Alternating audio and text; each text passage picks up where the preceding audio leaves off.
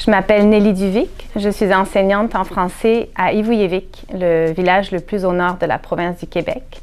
Et je suis également spécialiste de la littérature inuite du Nunavik, sur laquelle j'ai écrit une thèse de doctorat et un essai qui en explique l'histoire littéraire. Le livre qui a changé ma vie, c'est une question que j'ai trouvée difficile et finalement, j'ai beaucoup réfléchi à essayer de trouver le livre qui avait vraiment eu un impact dans ma vie. Et il y a eu un moment qui m'est revenu hier soir quand je me suis penchée sur cette question-là et qui a constitué un tournant en fait dans ma conception de ce qu'était la lecture.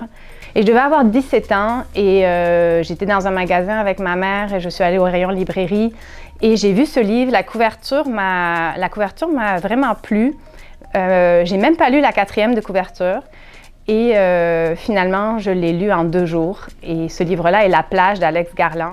Et en fait, ce livre-là a été mis sur les rayons de librairie parce que le film de Danny Boyle, La plage, avec Leonardo DiCaprio, sortait à ce moment-là. Donc c'était par pur hasard que j'avais acheté ce livre-là. Finalement, c'est un livre qui a une signification importante dans ma vie parce que je me suis expatriée plusieurs fois. Et ça parle d'expatriation, ça parle de voyage, ça parle de personnes qui s'en vont sur une route pour de longs mois dans un pays qui leur est complètement étranger.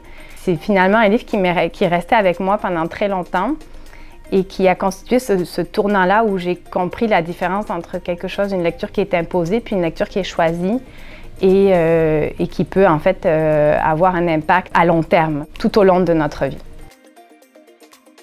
Le mot qui peut changer le monde, selon moi, est imaginaire. Parce que je pense que avant toutes les grandes idées, les grandes théories, les grands concepts, les grandes découvertes, il y avait d'abord quelqu'un qui avait imaginé quelque chose. Donc que ce soit en sciences, que ce soit en physique, que ce soit en littérature, que ce soit en cinéma, il y avait toujours de l'imaginaire à l'origine de ces projets-là.